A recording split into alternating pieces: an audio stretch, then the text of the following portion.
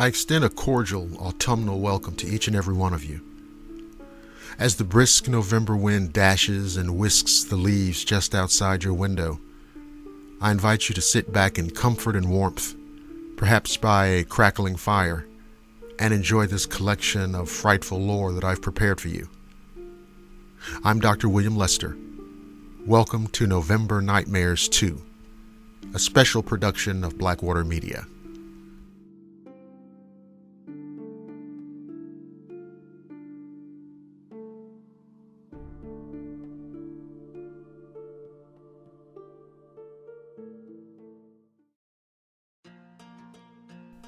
In the Northumberland County of Pennsylvania, a tale is told of a young sheep herder and her lycanthropic admirer.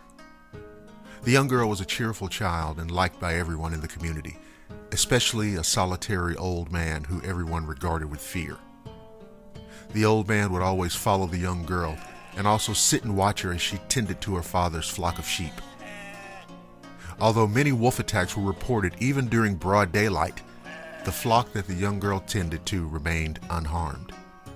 This went on for several years until the farmer spotted a wolf in the light of the harvest moon.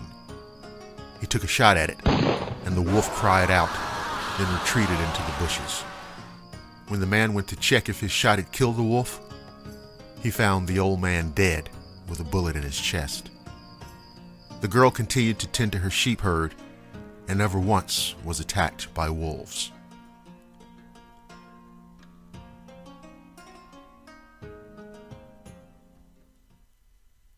In the 1930s, perched hidden in a tree, an English physician witnessed a very special ceremony.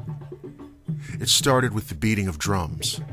Then the Nyanga, witch doctor, covered in the skin of a jackal, jumped into the center of the crowd and began to chant. The chanting grew louder, and the energy of the crowd grew as well. In the middle of the circle, the Nyanga prepared a potion, and as the silence came to a halt, he drank the potion and unleashed the cry of a jackal. The Nyanga worked himself into a frenzy beyond his physical ability and then fell into a trance. During the trance, a man and woman jumped into the circle and performed a dance which became increasingly animal-like as it progressed. Then, in an instant, the two turned into jackals before the physician's very eyes.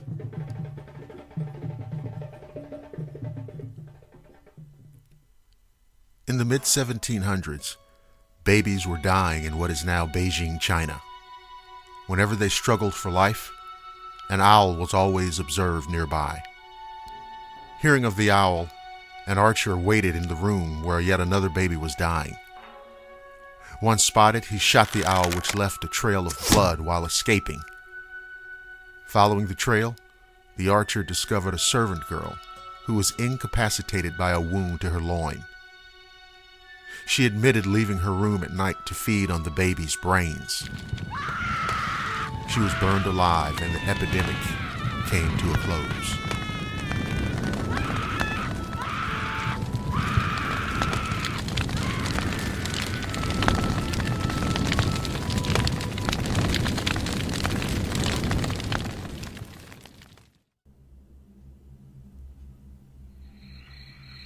Over the years, I've shared stories about strange experiences and bizarre encounters in a place called the Blackwater. It's a region of the Okefenokee Swamp that straddles the Georgia-Florida border. It's a strange place to say the least. It's a frightening place, and in some cases, terrifying and dangerous. I heard many creepy stories of it growing up. My mother and her people are from that area. I'm not certain, but I imagine that I still have some family living down in the isolated waterways and forgotten marshes. People I've never met, whose names I do not know. I once told the story of the Godolon, an alien anthropomorphic plant that for a time terrorized the deep reaches of the swamp. I spoke of the terrifying monstrosity known only as Crawler, an evil, vengeful thing which was summoned from its aquatic slumber by a Timucua shaman. That, in short, is where the name Blackwater Media came from. Even now, 2 decades into the 21st century, it's a foreboding place. There are still reports of strange, unknown things swimming in the water. Things that, by description, are primordial. Monsters from a prehistoric age trapped in time. Then there are the UFOs. Not just weird lights in the sky, but craft, saucers, discs that are seen regularly down there. It makes sense, though. Anyone who'd come here from 40 or 50 light years away would almost certainly want to have a look at that place. There are abandoned shacks here and there with rotted wood and rusted tin roofs. An occasional whispering about them being used for witches practicing dark magic, or as a daylight haven for vampires. The old folks down there still speak of wandering spirits that haunt the depths of the swamp, the ghosts of long-dead slaves, Creek or Seminole warriors, and inhuman specters, bestial, malevolent entities that never walk the earth in physical form. On nights of the full moon, the swamp air carries the sound of a strange howling beast that some describe as a murderous creature that seems part man and part wolf. Also, from time to time, a hunter will catch sight of a Bigfoot, which are believed to roam freely across the wide reaches of the peat-filled wetlands. The tribesmen and the old women of the villages have spoken of this creature, even before white men came. The Blackwater still holds secrets. There are some unfortunate souls who have entered and never come out. And it is for that reason, along with all of the others that I've mentioned, that you should consider that area a no man's land.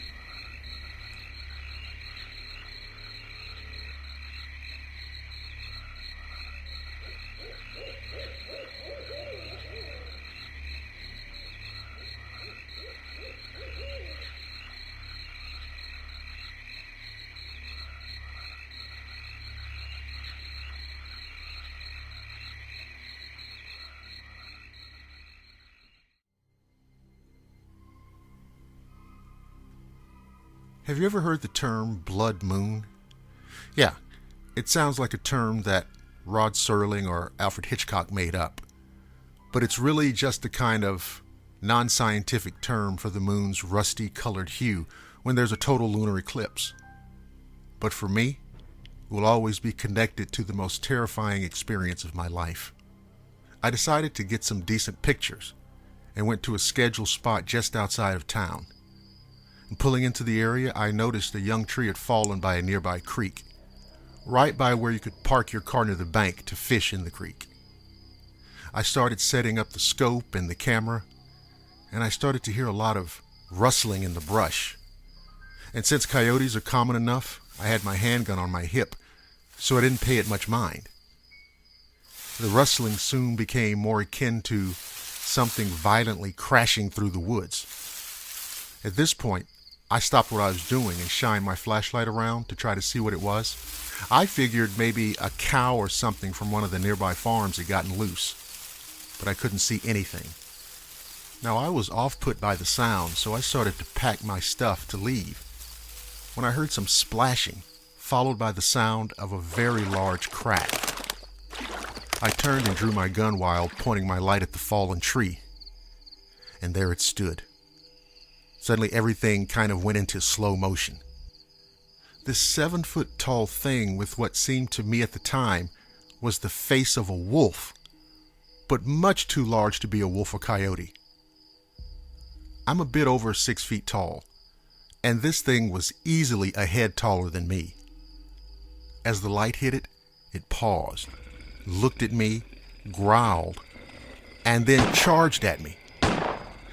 I got off some shots in quick succession before it barreled into me, throwing me back and knocking me flat on my ass.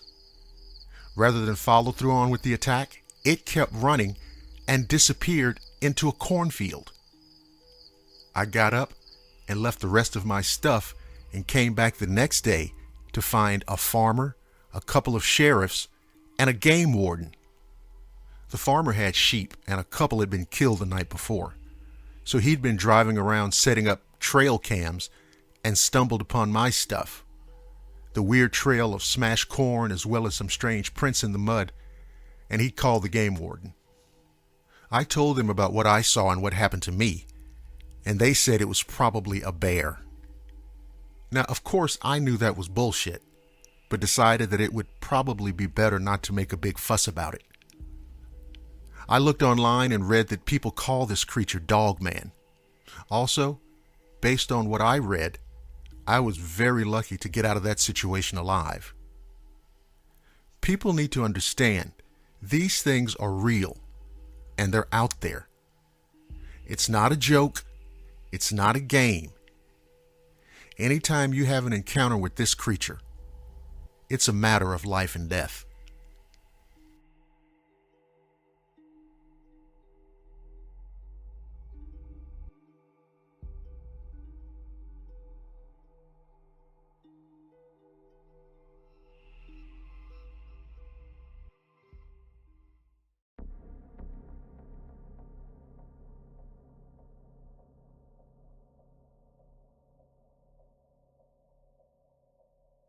Hello and welcome. I have what some might call a gift, while others refer to it as a curse. Tonight I offer you a pair of stories, a diabolical duo guaranteed to give you nightmares. The first deals with a haunting, but forget about charming old Gothic mansions and chains rattling in the attic.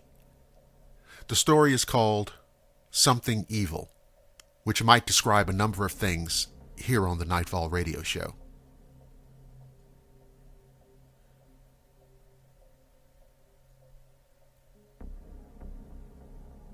After my parents divorced when I was a teenager, I lived with my mother. I experienced lots of paranormal happenings.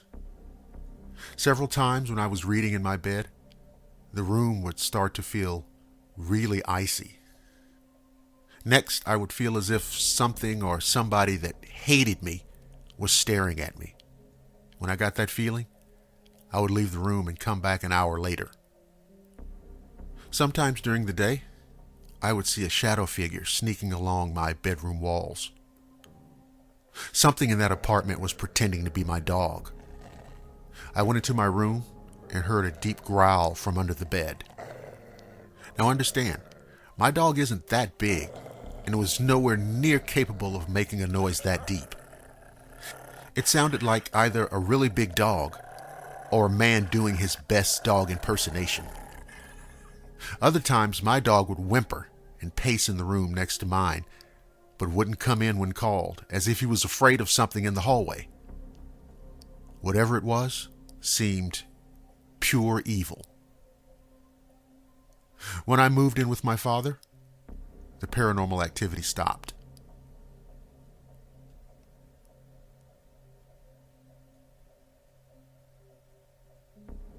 Our next feature deals with a high school reunion and the recapturing of memories and days long gone. But even such benign things can reveal something surprisingly supernatural. Our tale is called An Old Friend, and he's waiting for you here on the Nightfall Radio Show.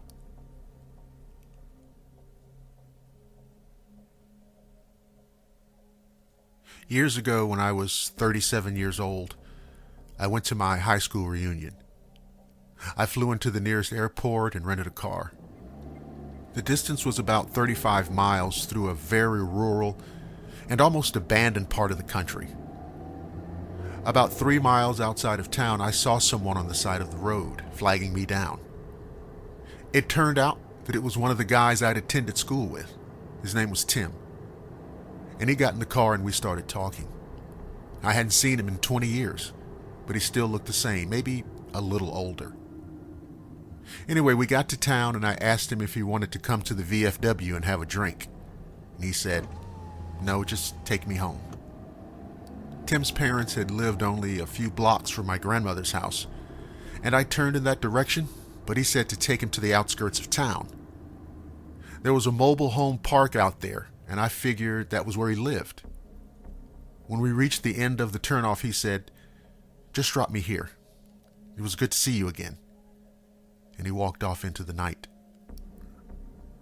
So I got to the VFW and met some of my own classmates, and we started talking. As we went on and on about who all was coming to the reunion, I mentioned that I just picked up Tim 3 miles east of town and dropped him off. All of a sudden, everyone got quiet. Even the guy singing karaoke stopped and laid down the microphone. My cousin, who was there too, got a weird-ass look on her face. Then I was told something that shocked me. Tim died on that curve 8 years ago. Rolled his car. We were all at his funeral. I started to feel really dizzy. I went out to my car to take some deep breaths. There on the seat was a copy of the local newspaper, printed 8 years previously, containing Tim's obituary. I still have the paper.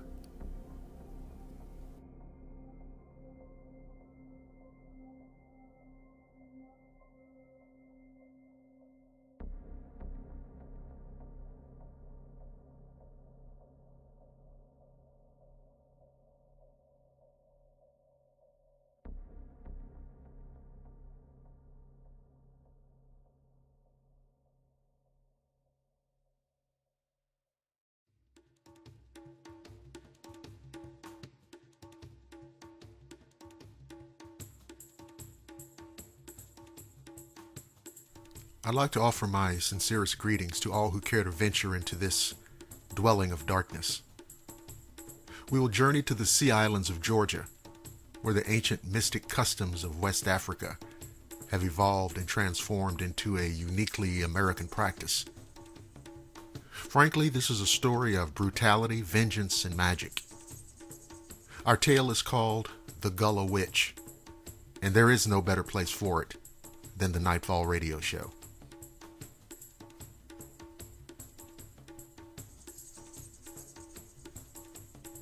They called her Mama Lucy, and she lived in an old cabin outside of town, down by Fox Creek.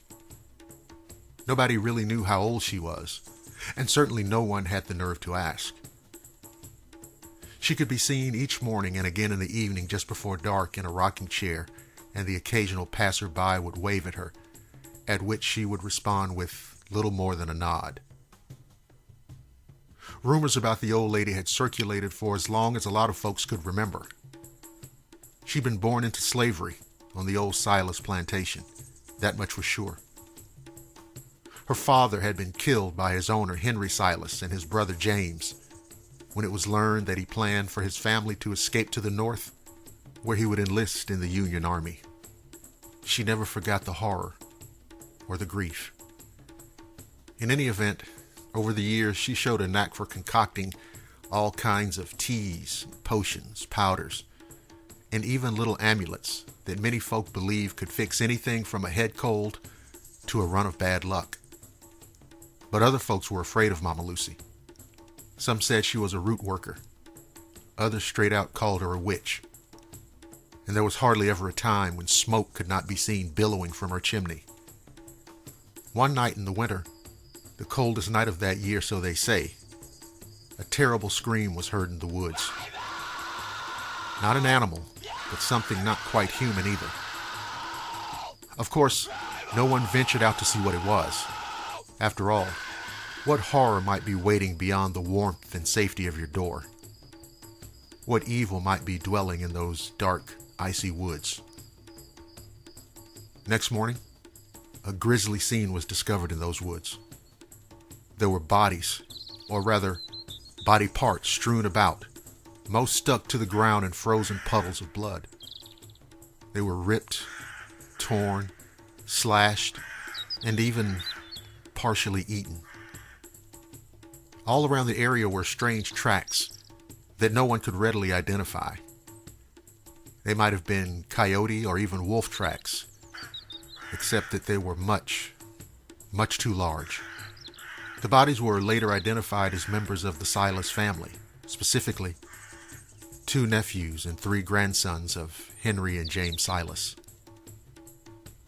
That same morning, Mama Lucy sat out on her front porch rocking slowly in the cold, late January air. She looked down at her left hand and saw the red, faded remnants of a pentagram.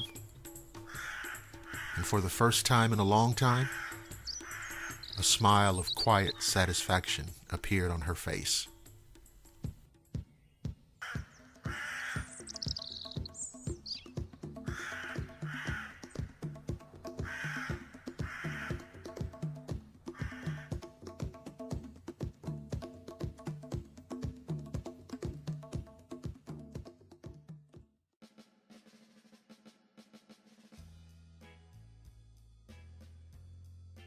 You're listening to the Blackwater Media Radio Network, the finest in digital audio entertainment. This is Blackwater Media coming to you from the great city of Atlanta.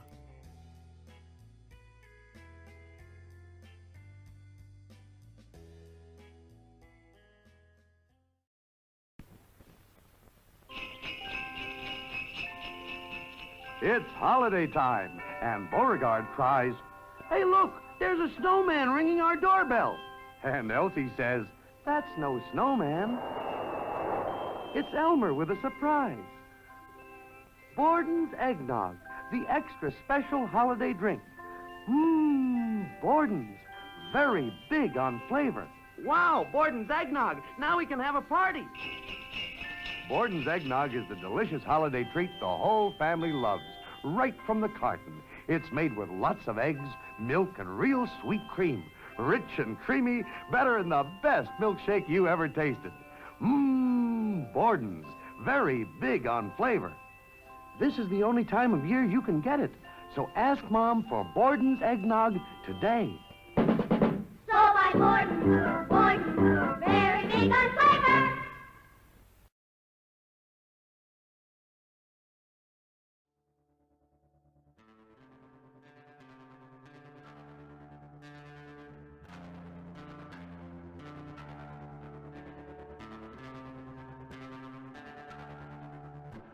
The incident that led to the story that I want to share with you happened in late summer 2018. It was in the mountains of North Georgia. I'm a surveyor with 20 years experience in Georgia, Tennessee, Alabama, and North and South Carolina. So I'm extremely comfortable in the woods as I spend so much time outdoors, most of that time being very far back in the forest. A great deal of it is on national forestry land. Now, it wouldn't be unusual to not see anyone for days at a time. On the day it happened, I was surveying a piece of property around a small Corps of Engineers lake bordering a large tract of national forest land. I was operating a robotic survey total station, which means you don't need a partner to run a survey crew, and instead of having 2 or 3 people on a crew, you generally work alone. The property was fairly large, approximately 500 acres made up of mostly steep mountains and hollows covered in dense mountain laurel. Now, I just finished up cutting a traverse line along the property line, running to the top of the ridge, roughly 350 to 400 feet away with my machete. Traverse lines are typically about 5 feet wide and cut as close to the ground as possible to ensure a line of sight for the instrument. I just walked back down the slope to get ready to traverse to the top of the ridge when I noticed someone or something hairy, wearing what I originally thought was a hat, slowly walking along the opening that I just made a few minutes earlier and stopped to look at me. It had a large hand reaching up to grab the tree limb it was next to. At the time, I thought someone must have been walking or hiking to the top of the ridge, as it's not uncommon, despite the isolation, to see people from time to time. But then I realized it was way too fucking hot to be wearing a large, shaggy brown jacket, as it was in the high 90s. And as it started downhill at me, I could make out pointed ears on the top of its head and a long snout. This thing could only be described as a gigantic wolf. I can't stress how fucking big this thing was. Even from the distance that we were apart, I could hear it letting out a low rolling growl. And after a few minutes, it slowly walked out of sight. Now at this point, I took out my headphones and started paying closer attention to the situation. As I took out my headphones, I realized it was dead silence in the woods, and in Georgia during summertime, it's always extremely loud with insects. I waited a few minutes and walked to the top of the ridge to grab my equipment, which I had seriously considered leaving, to see what's going on, and noticed disturbed vegetation leading in the direction I saw it walking. Thinking harder about what was happening, I realized that the lower limb on the tree I saw it walk behind as it went out of sight was right at 6 feet tall, and what I originally thought to be a jacket had to be fur. That's when it all kicked in, and I got scared. I could hear something moving in the short distance coming from the area it walked to, so I was like, shit. I decided to start making the 45 to 50-minute walk back to the truck. Then I started hearing movement up on the ridge, parallel and above me during my walk back. I didn't think the creature was moving in reaction to me necessarily, but I damn sure wasn't willing to wait around and find out. I made it to the truck, and since then, I've only told 2 people about my experience. That was pretty much it as far as the encounter went. I know it wasn't a bear. I've been around them my whole life and seen them plenty of times. There was no mistaking what I saw for a bear. On top of that, I've been into the deep woods on many occasions and experienced all sounds and signs of life, and I've never seen them just disappear at the drop of a hat. I carry a pistol every day, and on some occasions, a short rifle if the job calls for it, due to bears, wild hogs, finding illegal pot growing operations, etc. But I can tell you, on the day I saw this creature, my weapon brought me zero comfort. I was scared to my very core. And I have a new sense of respect for the woods now. I'd advise that if you work alone in the woods, please pay attention to your surroundings. I think a lot about what might have happened if I hadn't looked up when I did, or if I'd been a little slower walking back downhill. If that goddamn thing had wanted to get me, I wouldn't be here today. I know now I was in just a few yards of a creature up on that ridge with no idea I was being shadowed by a monster. You know, people go missing all the time in the woods and are never seen again. And now I believe I know what takes some of them, because I've seen it. Now, whether you believe me or not is of no consequence to me. But it took me a long time to feel comfortable telling anyone about my experience. If it helps one person pay attention in the woods, I'd be happy to be called crazy over it. But as far as I'm concerned, it was a goddamn nightmare.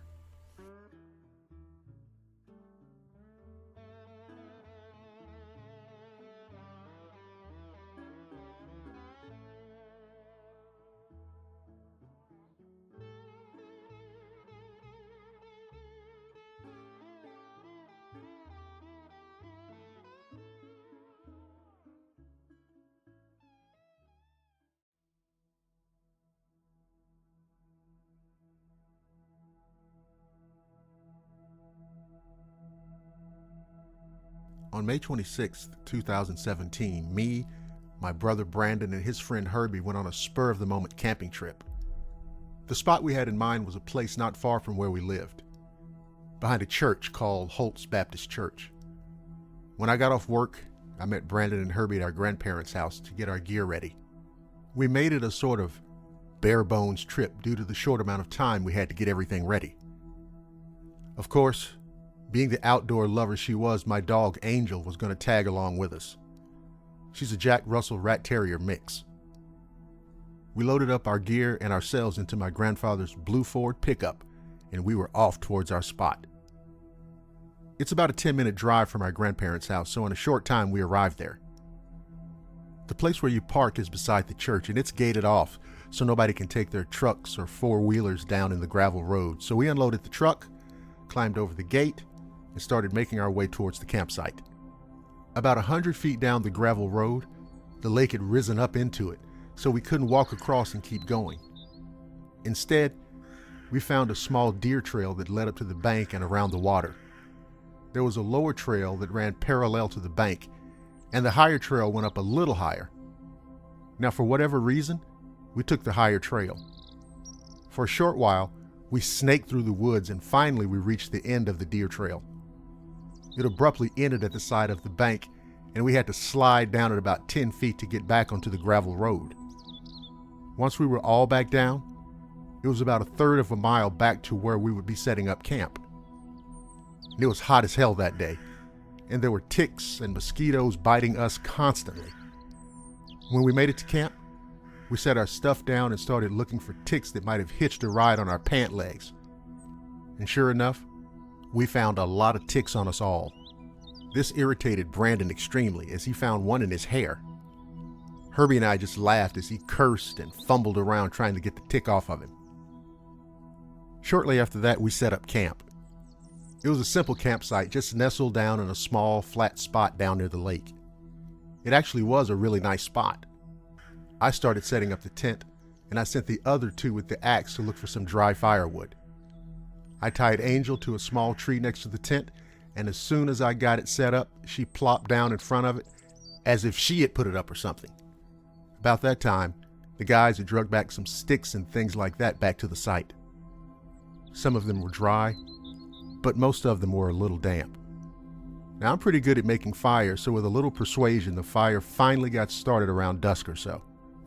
My brother jokingly yelled out, "When are you going to cook some food? I'm starving." I agreed and went to my backpack to get the cast iron skillet out, only to realize that I'd left the stupid thing sitting at the house instead of putting it in the bag. Slightly irritated, I went to get the hot dogs out of the cooler. "I guess we'll be cooking our wieners on a stick tonight, boys," I said as I turned around holding the pack of hot dogs. Then I noticed Brandon's Peace tea can laying on the ground in front of him. I asked him to hand me the can, and I promptly cut off the top, washed it out, filled it halfway with some of our drinking water, put some hot dogs in it, and set it down in the coals of the fire. Turned out, we didn't even need the stupid cast iron skillet. After about 10 minutes, the hot dogs were done, and we were all ready to eat. I handed them out, and we all chowed down. Of course, I couldn't leave Angel out, so I ripped one of the hot dogs up and gave it to her. We all finished and put the food stuff away. I grabbed a Red Bull out of the cooler, cracked it open, and asked Herbie if he'd ever seen a ghost before. "Well, shit, I can't see what doesn't exist," he said, laughing back. I just looked at him and said, "You mean you don't believe in ghosts?" "No, man, that shit ain't real. That shit's just for movies." Now, Brandon and I had shared some of our stories with Herbie before, and he didn't believe us. And then he said, "Man, y'all were on mushrooms or something when you saw that shit. There's no way it was actually real." And he just kept laughing. Then I told him, "One day something's going to happen to you, and it's going to scare you shitless. And you're going to have no explanation for it. And when it does, you'll believe me then." He just shrugged it off, and we continued to talk about all kinds of different things for a few more hours. We were all kind of tired after just talking and shooting the shit, so we all agreed that it was time to hit the sheets. We all climbed into the tent and started getting settled in. From left to right, it was me and Angel, Brandon, and Herbie. I think Herbie and I fell asleep before Brandon. Now, I'm not sure how long I was asleep before Brandon woke me up saying, "God, there are a lot of fucking ticks all over this tent, and they're getting on me." In my state of half sleep, I just told him to shut up and go back to sleep. He said he hadn't been to bed yet because of the ticks, and he said he was hearing things outside the tent too. Something splashing around in the water. I told him it was probably fish and not to worry about it. I fell asleep again, and about an hour later was woken up once more. But this time I was hearing things outside the tent too. Brandon had fallen asleep, and behind our tent, I could hear what sounded like somebody getting out of the lake and taking steps through the woods. It sounded like when you get out of the pool and all of the water kind of splatters and drips underneath you. That kind of freaked me out, but I was so damn sleepy I just fell back asleep right after that. Then I was woken up again, and this time it was Brandon smacking me to get up. I raised up and asked him what the hell was wrong with him. "I found a tick in my goddamn ear. I'm tired of this stupid campsite. Let's just get out of here." I looked at my phone, and it was about 4 a.m. at this point. so I sighed and agreed to leave just so he'd shut the fuck up about it. We shook Herbie awake and got out of the tent. It was pitch black out, so I tried to start the fire back up, but all the wood was too damp, and it just wouldn't catch again. With no light, I went searching for my flashlight I brought with us, turned it on, and nothing. It was completely dead. Just fucking great. I got my iPhone and turned the flashlight on that on, and the warning popped up saying I only had 20% battery left. This couldn't get any goddamn better. So I was highly pissed by this point. I told him to help me get all the stuff together so we can leave before the phone dies and we don't have any light. Like every camping trip ever, the gear you bring is never packed up well when you leave. Our sleeping bags were sloppily rolled up. The tent bag was stuffed full in a very awkward way, which made it hard to carry properly. Our chairs kept coming undone and getting caught on everything. It wasn't a very fun walk. I was walking Angel on her leash with my other hands full of gear. The other guys had their hands full too, and Brandon was carrying the axe in a very haphazardous way. My hands were so awkwardly packed, I had to set it all down and readjust it all. Once I set it down, I looked down at Angel, and she was dead fixed on something in front of us in the darkness, her hair standing up on her back, and she was growling. I assumed it was a raccoon or possum and just motioned her to look away, and she wasn't having it. She stayed locked onto the dark and wouldn't budge. I just readjusted my stuff and we pushed on. As we were walking around the last corner to where the lake had come over the gravel path, I caught sight of something running on two legs around the corner towards the water. The boys didn't see it, but this thoroughly freaked me out, and I demanded that Brandon give me the axe in exchange for Angel. We slowly walked forward, and then we all saw it. It was a humanoid-shaped figure. It looked short, maybe 3 feet tall, and it looked as if it had no neck. It seemed to have features like an amphibian. It had large yellow eyes that kind of bulged out, and its mouth was shaped like a frog or a salamander. Angel started nearly choking herself trying to chase the creature, growling and barking angrily. Upon hearing Angel, it immediately turned and ran towards the water and dove right in. In disbelief, we stood there listening to it splash around, and then it started screeching. It sounded aggressive and scared the shit out of us. "Get up the goddamn bank now," I yelled to the boys, and we all ran for the bank. Now mind you, this bank is about 10 feet high and is nearly straight up and down. We all frantically tried to get up and struggle because of all the gear we were carrying. Angel was fighting Brandon, trying to go back and fight the creature, and it was preventing him from getting up the bank. At this point, I hear the creature get out of the water and start running towards where we were. It was making a strange gurgling noise as it was running.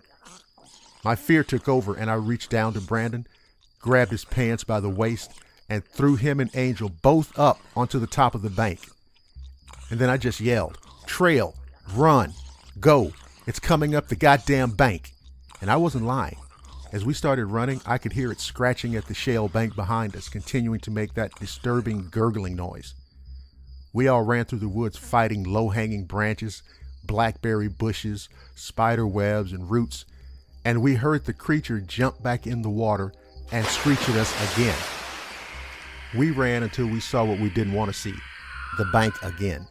We'd taken the wrong trail and ended up closer to the water, and therefore the creature too. My brother and Herbie were both in tears and screaming, "What the fuck is that thing? What do we do?" So shit, I started swinging the axe and hitting anything I could to try to scare the creature away. I started screaming back at it, but then we started hearing things walking up above us too.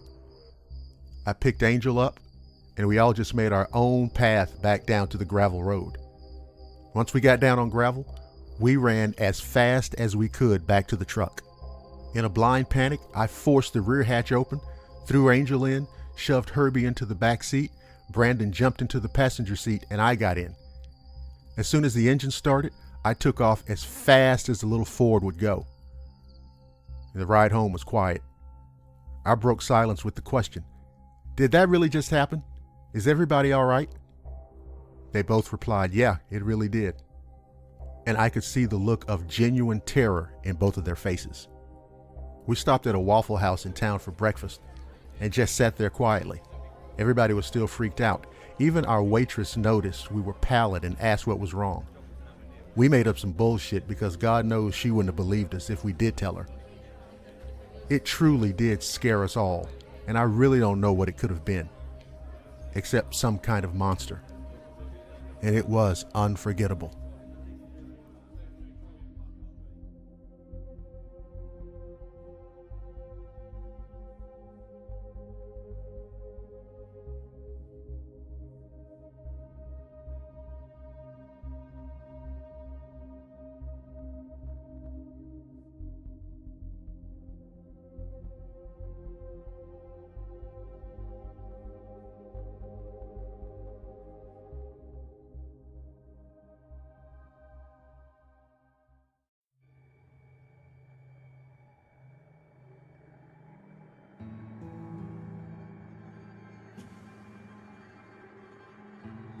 Late one night, my insomnia got the better of me, and after hours of tossing and turning, I gave up and went downstairs to make coffee.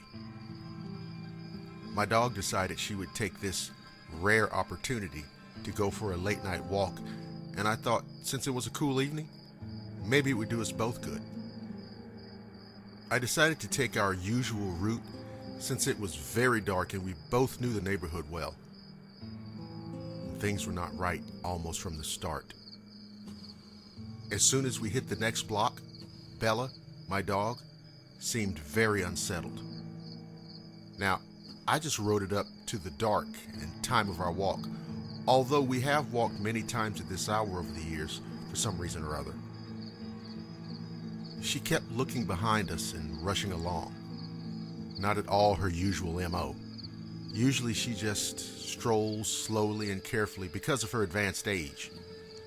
Now, I wasn't concerned at first because for years I've carried a .45 sidearm and the entire neighborhood knew it. Now, we got to our first right at the stop sign and I thought while she did her thing on the fire hydrant, I'd light a cigarette. The street light went dim and then out. And I thought, okay, shit, that was weird. But we kept walking. Every street light we walked under dimmed and went out, or almost. I started feeling the hair on the back of my neck stand up and hearing noises on the opposite side of the street too. Maybe cats or skunks. That's what I told myself. Halfway home, I looked at my phone and it was 3 a.m. Great. I put my phone back in my pocket and rubbed my St. Benedict medal for comfort. I was really working myself up. Now that's when the shit happened. Bella spun, ran in front of me, and the hackles and ears fully up started growling like I have never heard her do. She was baring her teeth and acting very aggressive at essentially nothing, at least that I could see. She then let loose of her bladder and spun and took off as fast as a 15-year-old dog can. Now I was really freaked the hell out. I dropped the leash and started after her. Now that's when every dog in the goddamn neighborhood started howling. Bella was not barking or even in sight, but dogs were baying and howling, and while I was chasing after her, maybe it was just my imagination or something, I don't know. But for whatever reason, I became very aware of the blessed medal I had around my neck. Now check it out. I was walking in the direction that Bella went, and I was saying to myself that at her age, how far could she go? Now, feeling like I was being watched, I found her a block and a half away in a yard no dog goes in because the owners treat their lawn with that anti-canine treatment shit. And she was sitting in front of a statue of Mary. I said to myself, this walk is over.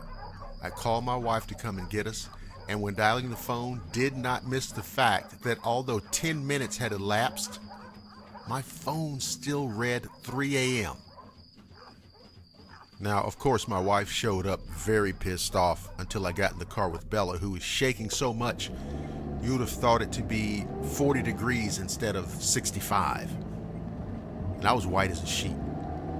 She told me on the ride over She saw a black shape dart behind a tree, only it wasn't there when she drove by. And she said to me, "It's a good thing you brought your gun." But I, on the other hand, knew it was a different kind of protection and of a different nature that had saved us. After that, my wife asked me why I got a St. Michael medal for Bella's collar. I said, "It can't hurt." I know that night we were stalked by real evil, and I'd rather the whys and what remain a mystery. But what I do know for damn sure, I don't ever want to go through something like that again.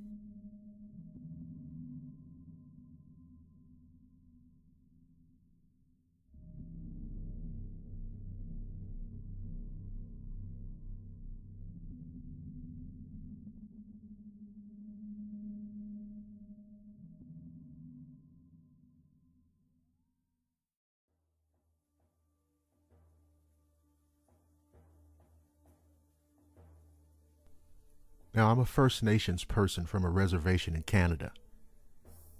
I grew up in different reserves with different family members. We all have a common belief. If something otherworldly is bothering you, then someone is inviting it in. We believe that these negative powers are always seeking a way to influence people. Anyhow, this happened when I was about 7 years old. My sister and I were visiting our grandparents' house. The adults decided to go to bingo, and they got the eldest cousin to babysit everyone. His name was Corey, who was at the time 16. Now, my grandparents' home has a few trees around the property that they planted, and outside of that is a mile of straight field that they use for farming. We were outside all day there. My cousin Corey was sitting on the patio as we were all jumping on the trampoline, and he was watching us. I went inside, and when I came back out, I jumped up on the edge of the patio to jump off onto the trampoline. My sister, who was 5 at the time, and my other cousin, who was also 5, were already on the trampoline, and they stood in my way. Now, I kept telling them to move, and as I was about to jump, I noticed that they were completely fixated on the field. So I looked towards the field too. There were 2 strange figures coming towards our location. The field is about a mile long, like I said, but you could see 2 huge black things kind of hopping, coming down the field. They would come up and then down, like a snake taking a peek, and their movement was in perfect unison. I called out to Corey and pointed towards the field, and he told us all to get inside the house and lock up, because he didn't know what the hell they were. So we did as we were told. I don't remember much after going in, but it was like I just came out of a trance and started crying. My sister was beside me crying, and my other cousin Charlene, who was about 11 at that time, was also crying, holding my little cousin Cass. I got up to go to the front door, and Corey was running back in. He said those things were circling the house, and he was trying to run across the road to the neighbors. Now, for whatever reason, the phone had just stopped working, and it was just a bunch of kids in a house. I went back to the couch to sit with my sister so we could comfort each other. When I got to her, she told me to look at the window, so I did. And those things were looking in. They had their hands against the window as they peeked in. Now here's the crazy shit. They looked like crocodiles, but also strangely human. I mean, they didn't have the extended snout of a crocodile. They had 5 fingers, but they weren't human fingers. They had long nails with crocodile-like skin and walked standing upright. They had like this long black cloak or something on. So they stood at the window for only a few seconds and took off. Now, soon after that, our grandparents got home with my uncle. We all went running to them crying, telling them what had happened. My grandparents were very traditional and told us that they had to leave and needed us to go to my aunt's on another reserve. My aunt came to get us not long later, and my uncle was upset. he drove all around that field looking for whatever those things were. But when we jumped into my aunt's old van to go to her house, we saw those things behind our grandparents' house running south. You know, at one point, I tried to convince myself that the whole damn experience was just a dream. But I was just bullshitting myself. Over the years, I would bring it up at family gatherings, and everyone who was there at the time would recall the events of that terrifying night.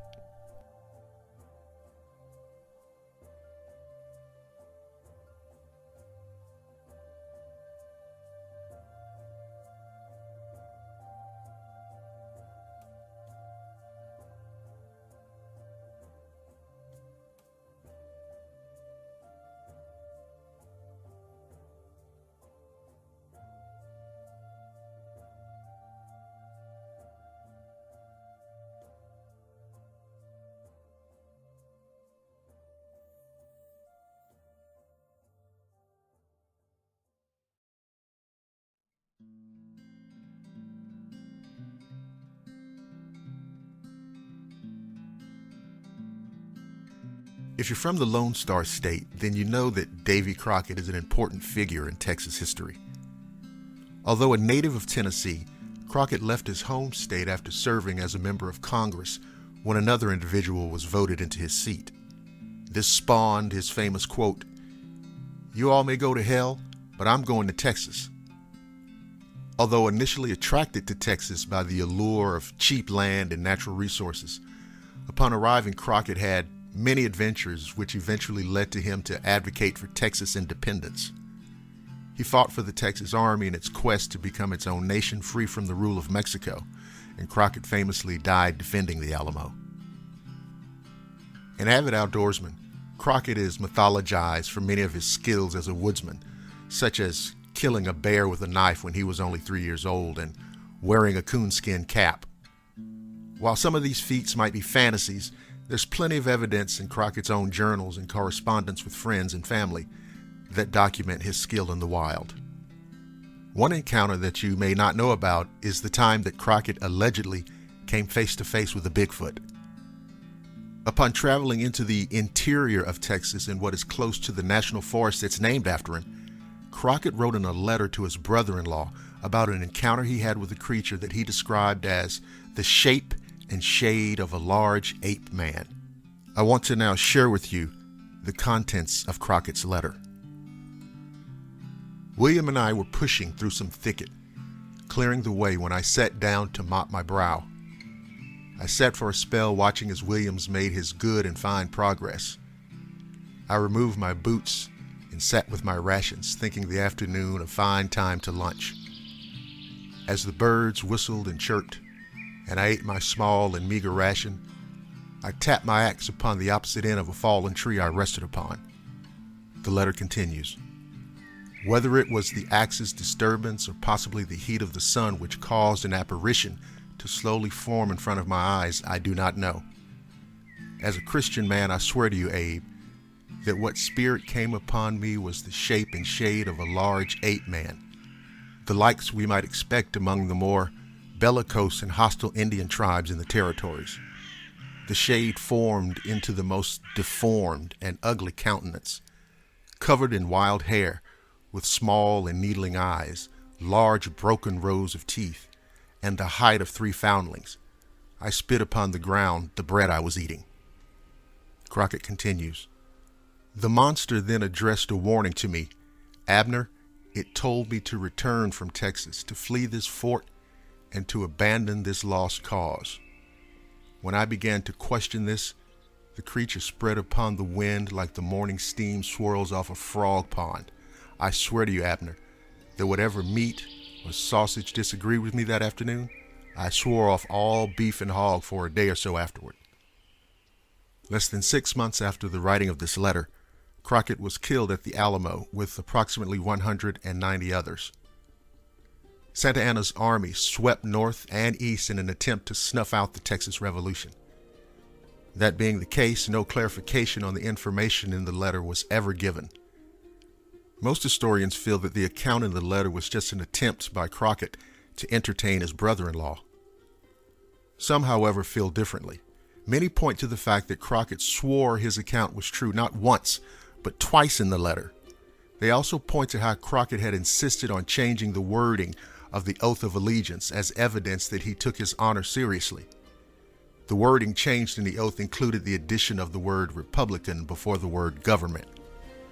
That way, Crockett would have been obliged to defend a rogue government run by a non-elected dictator.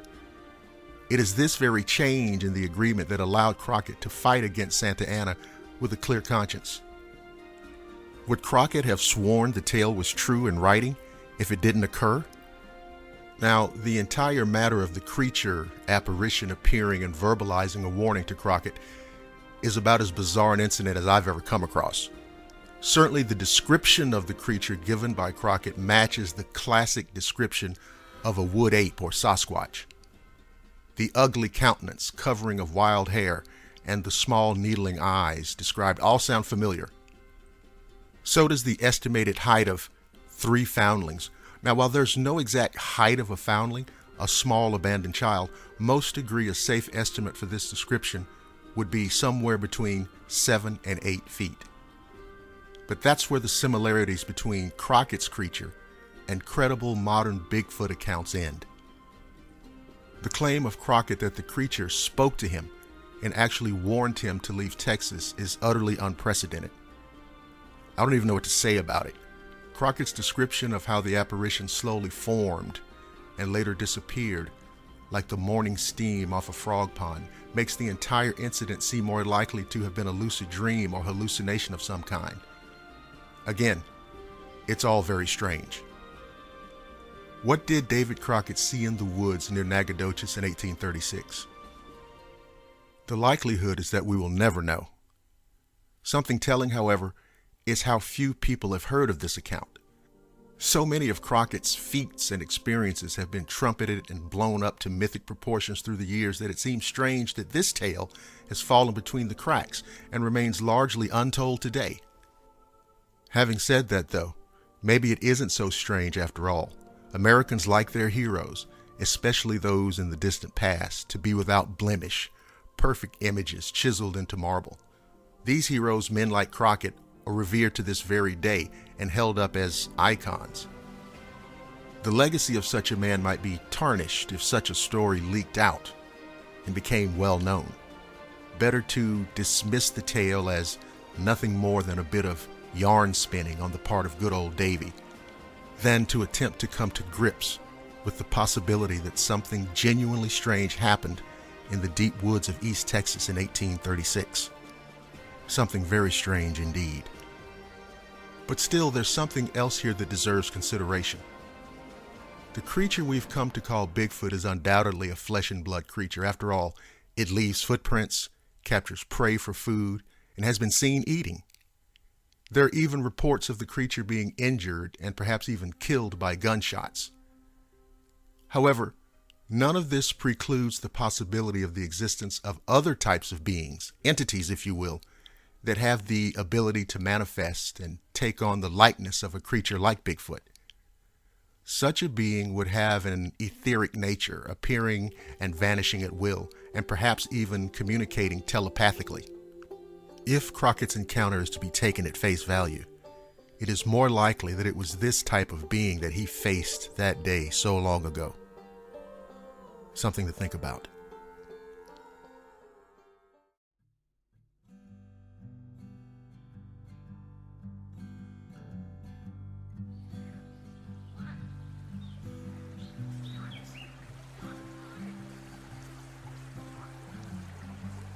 Near the mouth of the Altamaha River in southeastern Georgia is said to reside a hissing sea monster, called Altamaha for the river, or Alti for short. The legend predates British-English colonization and is said to have originated with the lower Muskogee Creek tribe. One of the largest rivers in the state of Georgia, it empties into the Atlantic Ocean and is one of the largest river basins in the country, second only to the Mississippi River. Extending about 137 miles, it joins up with 3 major tributaries, that of the Ocmulgee and Oconee rivers near Lumberton City, and joined further downriver by the Ohoopee River. It empties out into Altamaha Sound above Brunswick, where it is joined by the Darien, Butler, and Champney rivers before making its way to the ocean. The river area, located primarily in McIntosh and Glenn counties along the Atlantic coast, is not comprised of beaches, but rather is made up of many islands, acres of marshes, dikes, canals, ponds, and old rice fields. The creature is said to inhabit the myriad of small streams and twisting channels of the river and adjacent marshes, particularly around Darien, Butler Island, and elsewhere in McIntosh County. This strange cryptid is described as having a sturgeon-like body, including a bony ridge on its top, with front flippers and no back limbs. It swims like a dolphin and has the snout of a crocodile with large protruding eyes and large sharp teeth. Its coloring is said to be gray or green with a whitish-yellow underbelly. Reports indicate that it is 20 to 30 feet long, though some have stated seeing smaller or larger creatures, suggesting that it's not alone. It has reportedly been seen basking itself on the shore, trolling casually along the river, and has even reacted defensively while in the presence of boaters. Though no physical evidence of the creature has been found, the tales date back for centuries, with the Indians describing a giant snake-like creature that hissed and bellowed. One of the first non-native reports of the creature was on April 18, 1830, when a correspondent of the Savannah, Georgia newspaper reported multiple sightings of a sea monster on the Georgia coast. The primary eyewitness was Captain Delano of the schooner Eagle, who reported seeing a large creature off St. Simon's Island below the mouth of the Altamaha River. His description stated that it was about 70 feet long, its circumference about the size of a barrel, and its head that of an alligator. 5 other men on the schooner also reported having seen the monster, as well as several planters on St. Simon's Island. In the 1920s, timbermen riding the river reported sighting a large snake-like water monster, and in 1935 a group of hunters spotted what they called a giant snake swim through the river. In the 1940s, Boy Scouts reported seeing the creature, as well as 2 officials from the Reedsville State Prison from the 1950s. In 1969, when 2 brothers were fishing on the Altamaha River at Clark's Bluff, they reported seeing an animal that they first thought was a sturgeon, but quickly changed their minds when they got a better look. They stated that it measured about 10 to 12 feet long, with a snout like an alligator, and a horizontal tail. They also described the creature as having a triangular ridge along the top of its body, sharp pointed teeth, and being gunmetal gray in color. In the summer of 1980, 2 men reportedly saw the creature stranded on a mud bank near Cathead Creek. They reported that the animal was lying halfway in the water, thrashing and trying to free itself from the bank. They described it as being dark-colored with rough skin and about 20 feet long. While watching, the creature freed itself, submerged, and disappeared. Later that year, in December of 1980, another man reported having seen what he thought was the creature in Smith Lake. He said that the animal was 15 to 20 feet long, snake-like, with 2 brown humps that protruded from the water and left behind a wake like that of a speedboat. Another report in the 1980s, described by a crab fisherman, stated that the creature looked like the world's biggest eel.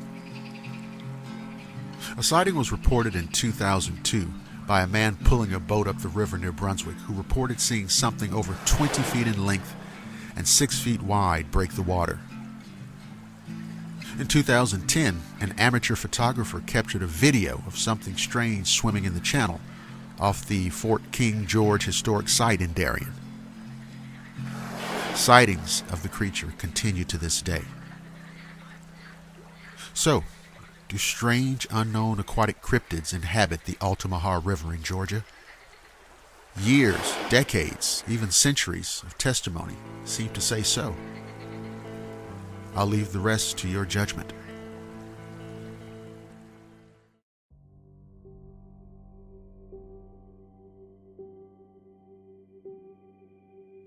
My name is Mike. I'm 63 years old, recently retired from a soul-sucking IT analyst job for a major bank in Charlotte, North Carolina, where I was just a cog in a big money machine that facilitated the movement of money across the globe. East to west. You can call it dollars, euros, yen, or rupees. It's all the same. Money flows like a river. It has currents and eddies, up and down, diverted to and fro. Damned and damned. You see trillions of monetary units flowing across the world and wonder what it might be like if only a small percentage of it were diverted to help people out. Maybe we could stamp out war, feed the hungry, healthcare for all that need it. But that's not the game I had to leave behind. I'm not here to comment on the vagaries of modern society. I'll leave all that to the poets, priests, and politicians who are paid for their words and for their lies. So, I retired to the country, not off the grid, but close enough to see the edge, close enough that I can see the footsteps of those that came before, the early pioneers and settlers, the wagon tracks and homesteads of a long-dead chapter in early America, a time of exploration and discovery, and a time when one man was deemed only a percentage of what makes up another man, by law. A time where cotton and tobacco were the currency of the world, and they truly flowed on rivers after being harvested on the backs of slaves. I have a best friend who's named Galen. We love to explore the remnants of this bygone era before the march of modern society wipes them out forever. Luckily, I live in the largest and least populated county in Virginia, so there are many abandoned homesteads and graveyards from the late 1700s through to the Civil War and the subsequent migration out of the war-torn South. Galen always has her voice recorder and camera at the ready. I usually man the video camera. She's gotten many EVPs and filmed countless orbs and ghostly manifestations. She truly puts those stupid ghost hunter shows on TV to shame. In our investigations, her one rule is to run if she says run, no questions. A rule that I obey maybe 75% of the time. About 10 miles from my house, up on a hill, sits a large mid-1800s mansion made inaccessible by a lack of a driveway and a tangled thicket of brush and briars. There were even vultures nesting on the chimney. Talk about spooky. Of course, Galen was itching to investigate. I would always make up an excuse not to go up there. It was too cold, too wet, too damn scary. But where most men would fear to tread, Galen goes, "Come on!" And she says it gleefully, which makes it that much more unnerving. So, giving in to the inevitable, we go out there to investigate. We parked my truck below the house about 50 yards away. It was a beautiful autumn day in the Appalachians, so I couldn't weasel my way out of it this time. And I had to admit I was curious as hell to see what was there. With the smell of sassafras and chimney smoke in the air, we started to make our way through the brush and trees. I was struck by the debris all around. I found a rusted-out machete, water bottles, and even an old smashed-up video camera. But the shoes, tennis shoes, and old moss-covered boots littered the ground. We finally hacked our way up to the front porch. It was magnificent in its decay, the ornate banisters and eaves crafted in a day where craftsmanship ruled and deadlines were an afterthought. The inside was bone dry for the most part. There were a lot of artifacts and clothing from previous tenants, and more shoes. There was even a TV from the 60s in one of the rooms, which seems to be the last time the house was occupied. We proceeded to explore the mansion room to room. We separated, Galen with her voice recorder and camera, and me with the video camera. I went out back and found an old well with cement all around it. I looked over the edge down into the well as best I could, and I thought I saw a pair of golden eyes, but it was hard to see, so I adjusted the viewer on the camera and held my hand over the hole. In the viewer, I could clearly see a pair of dark golden eyes glowing in the darkness of the hole. I was just about to cry out to Galen when I heard her shout, "Mike, get up here quick!" She was at the back of the house in what looked like the kitchen. Off to the side was another leaf and debris-covered room with a hatch door in the middle. It looked to be the door to a root cellar, so we made our way to the door. It reeked with the stench of death in the room, and it got stronger closer to the doorway. and there was what looked to be blood leading up to and down the steps. Galen went, "Look!" At the bottom of the steps was the carcass of a huge deer lying partially in the dim light of the small amount of sun that made its way in, and partially in the darkness of the root cellar. Now, I was kind of relieved, and I thought to myself, well, that explains the blood and the stench of death. I was just beginning to tell her I'm not going down there when the carcass suddenly and quickly was dragged out of the light into the dark. Now, I have to admit, one of us screamed, and I'm pretty sure it was me. Galen didn't have to yell run this time because we both bolted out of the room towards the front door. I let her go out first, down the steps into the brush. If we were to be eaten, best it was me first, but I had the keys to the goddamn truck. The things you think of when you're about to be killed. I got about 20 feet into the brush and looked back, and what I saw shook me to the core. In the darkness of the doorway, I saw two eyes glowing like brake lights of a semi-truck at night. I froze in my tracks. I was able to make out a dark shape in the darkness of the doorway. It looked like a huge dog or wolf, jet black with huge pointed ears on the top of its head. It was then that the eyes went into a malevolent squint, and then the motherfucker smiled at me. I could see the pure white teeth, the canines on either side, and the front teeth weren't rounded out like a dog's but went straight across. It had a flat, puggy snout, and I could see its nostrils flare as it lifted its head as if to get my scent. It then lowered its head and laser-eyed into mine, down to my soul. Its eyes were glowing so red that I innately felt that it had me, that I was his for the taking.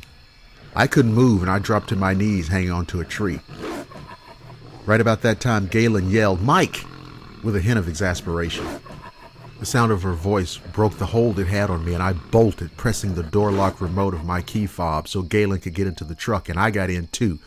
Fired the ignition, dropped it in gear, and spun a rooster tail of dirt and gravel 20 feet into the air. "What the hell was that?" Galen said. "I don't know. Not sure myself what I've just seen. Maybe it's a bobcat?" "You're probably right," I replied, relieved in the fact that she'd not seen what I had. I was relieved that she hadn't looked into the eyes of this devil as I had, that the thing didn't know who she was, that she wasn't on his list as I seemed to be. Then Galen asked me, "Do you think you could go back sometime and get that TV for me?" I looked back in my rearview mirror at the house fading in the distance, with vultures flying about wondering what happened to their meal, and said, "We'll see," knowing full goddamn well I'd never go back there, not even travel on that road again. That was in the fall of 2016. Galen has since moved an hour away due to life, and so we don't get out as often. But all through the winter of 2016 into 2017, my encounter was in the back of my mind. Would that thing hunt me down? Was he scoping me out, waiting for the right time to strike? I live in a single-wide trailer next to a lake with my two rescue cats, Little Boy and Adam. I let them out at daybreak and bring them in at night. Little Boy likes to get up on the roof, as do a family of raccoons. Sometimes at night the raccoons will run across my roof, freaking me out. I hope it's the raccoons anyway. There have been a couple of times I've smelled the stench. It's the country and things do die out in the woods. But I don't go off my back porch at night. Later on in that spring of 2017, probably late May, I was driving in the country on Grays Bridge Road along the Pig River. It's a gravel road, and I decided to park and get out and look at the fish sunning themselves in the primeval-looking shallows of the swampy S-curves of the Pig. It was then that I thought I heard a baby cry. I heard it again, and it sounded like a demonic baby's cry, but I had to check it out. I have to admit that I was scared when I made my way to the sound. I drew my pistol. It's a Taurus Judge that shoots either 5 .45 caliber Colt cartridges or 410 shot. I usually keep it loaded with 4 shot and 1 bullet. I made my way through the scrub, and what I saw was heartbreaking. It was a dead mountain lion with its cub lying beside her body. I walked over to the scrawny cub, and it growled at me pitifully and tried to run, but it collapsed after only a few feet. The mother was ripped to shreds. Whatever had done this to them, she had fought mightily. About 10 feet over was an even sadder sight. It was another cub with its midsection completely eaten out up to the spine. I assumed this was the brother to what I later found out was his sister cub. She was missing an ear. Her eye was closed and covered in dried blood. I went back to my truck and got a Dollar General basket and jean jacket I had in the back. I put my arms into the jacket and I used it to lift her up and put her in the basket. She didn't fight, resigned to her fate. I kept telling her, "You'll be fine, baby girl." When I brought her home, my cats freaked out. Adam went running to the back, but little boy was right there, curious as usual. She was bigger than them, but in such a bad way that she was no threat. I got a warm cloth and cleaned her eye. It opened, and she'd not lost it as she'd lost her ear. She had 4 horizontal gashes on either side of her flanks. They weren't too deep and had scabbed up. I had some feline antibiotics, so I filled the syringe and squirted some into her mouth. The weird part was that she never fought me. I found that odd. I fixed up some warm milk and filled the syringe, and she drank that eagerly. I fixed up a box with some towels and put her in the back room. Little boy, who has more empathy than most people, insisted on staying by the box. Adam, on the other hand, could give a shit. I ended up cutting out one side of the box so she could come and go. Little boy would curl up with her. I went ahead and named her Jet because the gashes had healed, but the scars made her look aerodynamic and fast. She soon started eating Fancy Feast by the box. I ended up getting Alpo dog food that she ate heartily. I knew I should have called animal control, but I was afraid they'd put her down with the shape she was in. After about a week, she was up and about, little boy by her side. It was as if she had adopted him as her own brother. They would roll and play fight, and I could even pet her, but there was a look in her eyes, a lack of joy, as if she were on a mission. I wish I could say that she became my pet, that we were a family, but after about 4 weeks, she was playing with little boy in the front yard, and then she just disappeared. I knew it was inevitable that she would have to leave. She had a mission of revenge. Somehow I knew this to be true, and I, for one, hoped that she would succeed.